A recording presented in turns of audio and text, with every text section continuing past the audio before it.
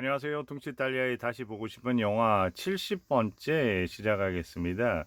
그레고리 라토프 감독의 1939년 영화입니다. 그레고리 라토프는 사실상 뭐 영화 배우로서 제작자로서 그리고 또 감독으로서 다양한 활동을 했던 러시아 출신의 그 배우라고 해야 될 것 같아요. 엄청나게 많은 필모그래피를 가지고 있고요.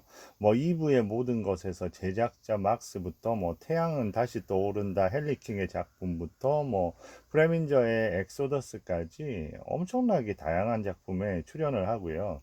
지금 이 영화가 본인의 이제 대표적인 영화 중에 하나가 아닌가 그렇게 생각이 됩니다.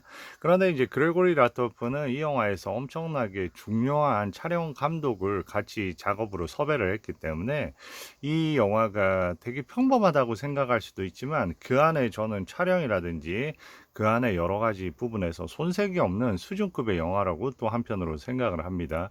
어떻게 보면 그 음악 영화지만 결국은 음악이 배경이 되지만 멜로드라마라고 볼 수 있고요. 제가 요새 멜로드라마를 좀 많이 하는 것 같아요. 그런데 오늘은 보다 부드럽고 그 나름대로 우아함이 넘치는 그런 영화를 준비해 봤습니다. 음, 여기서 조지 오닐 시나리오 작가는 그렇게 중요하지는 않은 것 같아요. 왜냐하면 이 영화가 1936년에 스웨덴에서 같은 제목으로 만들어진 영화거든요. 그때 이제 구스타브 몰란더라고 해서 그 유명한 또 감독이면서 시나리오 작가가 있습니다. 그 사람이 잉글리드 버그만을 위해서 이렇게 그 시나리오 작업을 한 작품이에요. 그리고 이 영화는 잉글리드 버그만의 첫 번째 그 헐리우드 데뷔작입니다. 그래서 데이비드 셀즈닉이 그때 잉글리드 버그만을 1936년 영화에서 스웨덴에서 만든 영화에서 아주 주목을 하다가 이제 헐리우드로 불러들여서 첫 번째 만든 작품이 그 1936년의 리메이크작이에요. 그리고 같은 역할을 맡게 됩니다. 이때 잉글리드 버그만의 나이가 24살이니까요. 제가 잉글리드 버그만 소개했던 영화는 이탈리아 여행이잖아요. 그때가 54년 작품이니까 거의 5년 정도 보니까 25년 전에 정말로 청초한 모습의 잉글리드 버그만을 볼 수 있는 것도 이 영화의 또 다른 재미 중에 하나죠. 그래서 촬영은 글래그 톨란드 너무나 유명하죠. 일단 그레그 톨란드 하면 시민 케인이고요. 그리고 윌리엄 와일러 감독의 우리 생애 최고의 해고요. 뒤에가 꺼져서 다시 한번 누르고요. 그리고 또 뭐 너무나 그 히치콕의 노토리어스 오명이라는 작품부터 해서 웨스터너 그다음에 데드엔드 윌리엄 와일러 뭐 수많은 작품이 있는 그 위대한 촬영 감독 중에 한 명이죠. 그다음에 이 영화 음악을 로버트 러셀 버넷이 담당을 하는데요. 같이 막스 스타이너도 같이 작업을 합니다. 전체적으로 이 영화에서는 어떤 음악이 많이 나오냐면 그 잉글리드 버그만이 피아니스트로 나오거든요. 그래서 그리그의 피아노 협주곡 나오고요. 잉글리드 버그만이 사랑하는 남자가 또 유부남이에요.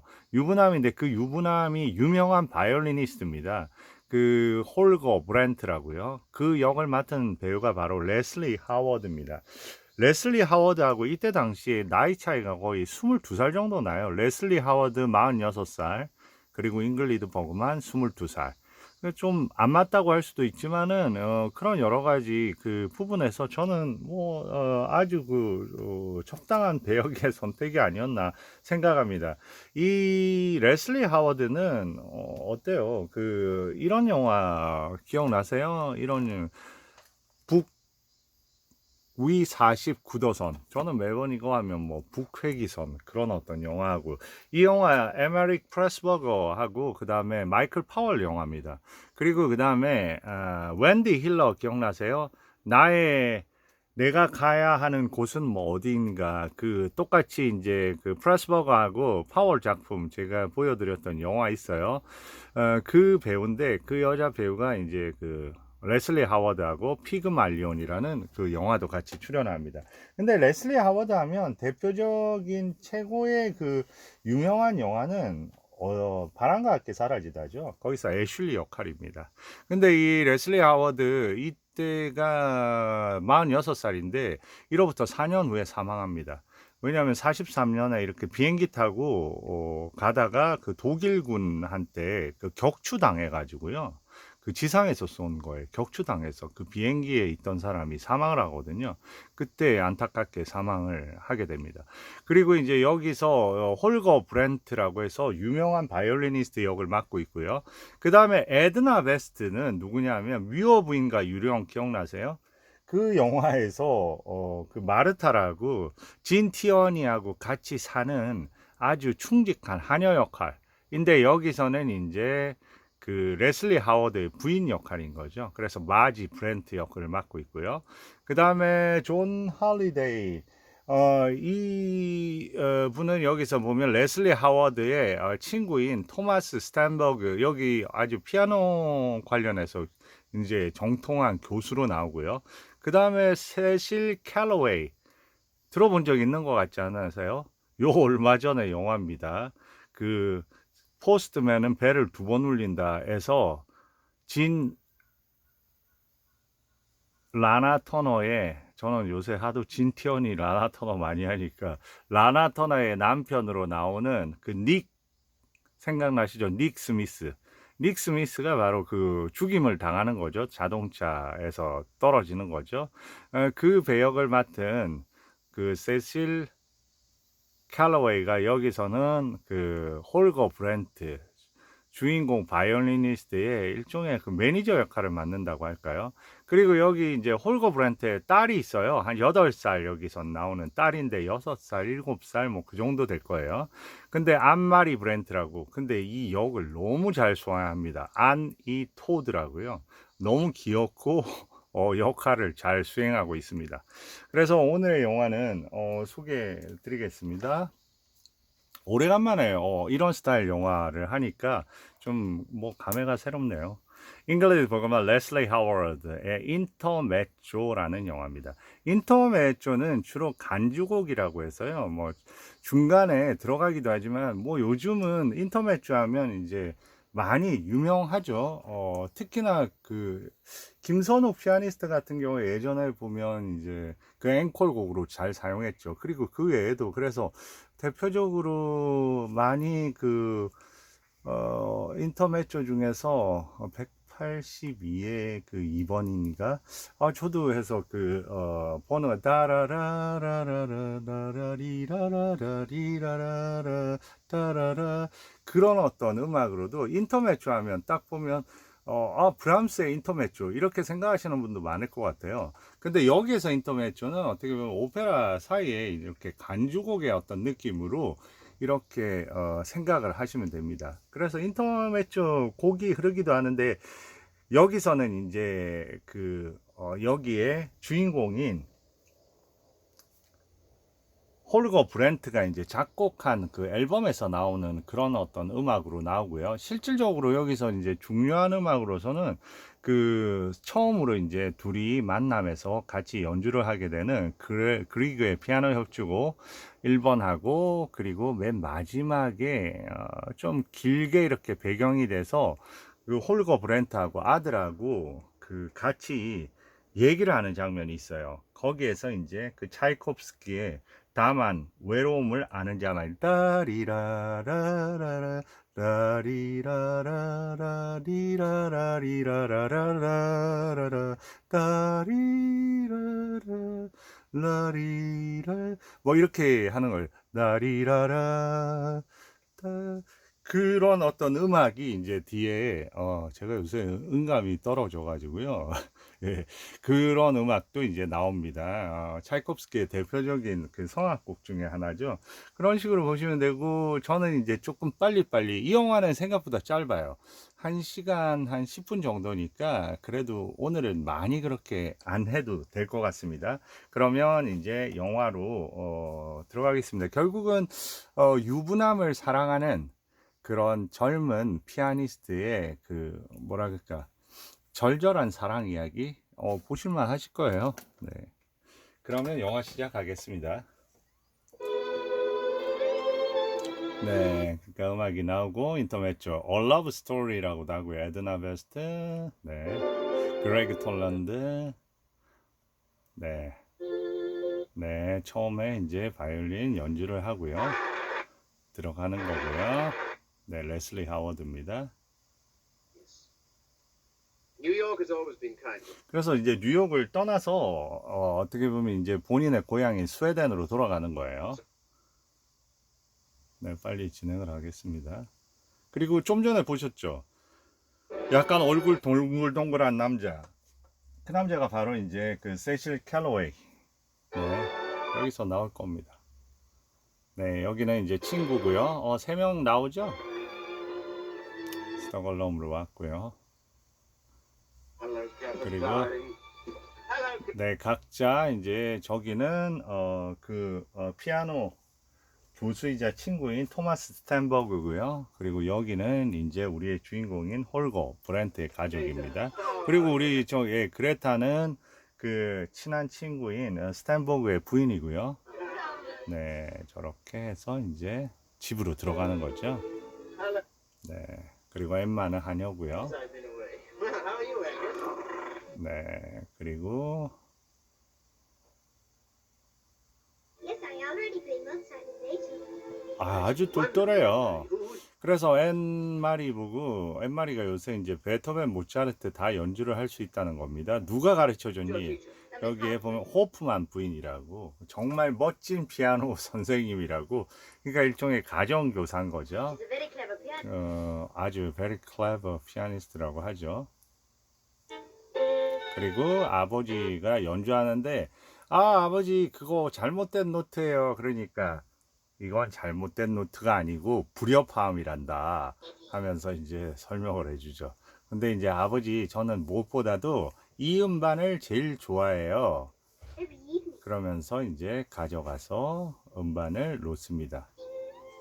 바로 아버지 작곡의 인터메조인 거예요. Yourself, too. 아버지가 쓴 곡 맞죠? 그러면서 아버지 앨범입니다.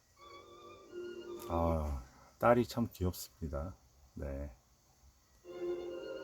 그리고 이 딸에 대한 엄청난 이제 사랑을 확인시켜주는 장면이고요. 아들도 있지만,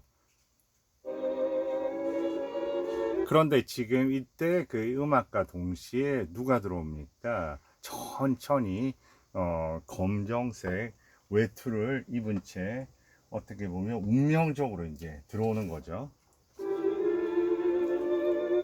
네, 한 발짝 한 발자국. 벌써 그 음악에 그 이끌리듯 하나의 본인이 나중에 그런 얘기를 합니다. 나는 모든 있는 동전을 모아서 당신의 공연에 갔다고. 네, 연주를 하고 있고요. 네. 계속해서 이제 이 남자는 지금 홀거는 눈치를 못 채고 있고 그 모습을 들어가는 입구부터 해서 서서히 다가서면서 계속 거기에, 그리고 아이의 그 모습, 네, 이제 얘기하는 거죠. 선생님이라고. How do you do? You've 네, been teaching your pupil plenty of self-confidence. She's been correcting me. She tells me I 네, create 농담하는 거죠. false 그러니까 notes. 네, 잘 가르쳐줘서 이제 불협화음이 잘못된 음악이라고 생각하도록 그렇게 해줬다. And one. 네, 그렇게 이제 연습을 하고요. Aw, 꼬마가 이제 남자아이는 이제 뭐 운동하러 간다니까 이제 그런 얘기를 하는 거고요. 아주 어때요? 아주. 그리고 여기는 이제 부부입니다. 그러니까 부인이죠. 그 에드나 베스트고요. 부인의 이름인 마지입니다. Was in the beginning. Do you remember the first time we went away like that? 자, 둘이서 오래간만에 와서 이런 얘기를 합니다. 우리가 처음 도망쳤던 날을 기억해요 It 하니까, was winter when we left here. We crossed there. 어떻게 보면 늘 You said 이렇게 that the blossoming 네, 그 기억을 갖다가 더듬기를 저렇게 좋아한다는 거는 지금 그런 부분을 갖다가 어떤 시선으로 보고 있습니까? 부인은 locusts in 아주 Africa was what made everybody sick. 자기하고, Do you remember? it's as if you were telling me a fairy tale. Once upon a time. 네, 그러니까 once upon a time 그런 걸 옛날 얘기 같이 이렇게 느낍니다. And they can get along without you. 지금 어떤 얘기를 하냐면요. 당신하고 그런 어떤 그 예전에 그런 느낌을 다시 한번 공유하고 싶다. 그 기억 속으로. 그러니까 아이들 떼놓고 이렇게 우리 다시 예전처럼 도망치는 그런 어떤 기쁨을 좀 만끽할 수 없을까? 그러니까 for a while. Besides, it does children good to be 아이들 together. 한 떼어놓고 갈 수 있다고 하니까 이제 얘기하겠죠. 아이들이 몇 살인지 아냐고. 그리고 고작 N마리는 6살이고, 그리고 만약에 같이 데려가게 되면 우리 큰 아들 에릭은 1년 유급을 해야 된다. Take care of me. 그러니까 어떻게 보면 이제 여기서의 느낌은 그런 거죠. 남편은 계속 이제 연주하는 예술가다 보니까 아직 몽상적인 부분을 가지고 있는 거고요. 그리고 그 부인은 상당히 현실적인 부분에 포지션에 있다는 거를 이렇게 보여주는 Please, you 내용입니다. know how I love you. Darling, you must realize. 자, 이렇게 얘기합니다. 나는 이제 우리의 그 가정을 책임져야 된다. That our home is my responsibility. 그리고 제일 중요한, 당신은 이제 콘서트 같은 걸 해서 가장의 역할을 하고 그렇게 분리되어 있는 거야. 그리고 여기서 That 중요합니다. sort of happens. 자, 봄을 얘기하거든요. 그러니까 겨울이 지나고 봄에는 모든 걸 새로 할 수 있고 모든 자신감이 넘치던 그런 봄을 다시 봄으로 돌아가고 싶은 거예요. 여기서 봄이 상징하는 거는 이 나이가 어느 정도 들어있는 거잖아요, 이 주인공은. 그러니까 과거의 봄으로 가서 그 순수함, 그리고 이 와이프와도 같이 도망치듯 그렇게 모든 어떤 부분을 자신감에게 했던 그 시간으로 자꾸 추억하는 겁니다. 그런데 그 와이프가 얘기를 하죠. 이 대사 되게 중요한 대사입니다. 당신이 말한 그 봄 말이야. 그런 행복은 인생에 단 한 번밖에 찾아오지 않아. 그걸 되돌이키려 하는 것 자체는 어떻게 보면 인생을 거스르려고 하는 거야. 이런 느낌이죠. 그러니까 이런 어떤 뉘앙스에서 이미 앞으로 벌어질 일이 조금 예고가 되기 시작합니다. This could only come once in one's life. 네. 그리고 이제 Honey, what is it, sweet? 네, 그래서 이제 호프만 선생님을 내 생일 때 초대하면 어때? 하고 그래야지 무슨 일이 일어날 거 아니에요. 그리고 이제 그렇게 마무리가 됩니다. 여기서 저 끊고 2부 이어가도록 하겠습니다. 감사합니다.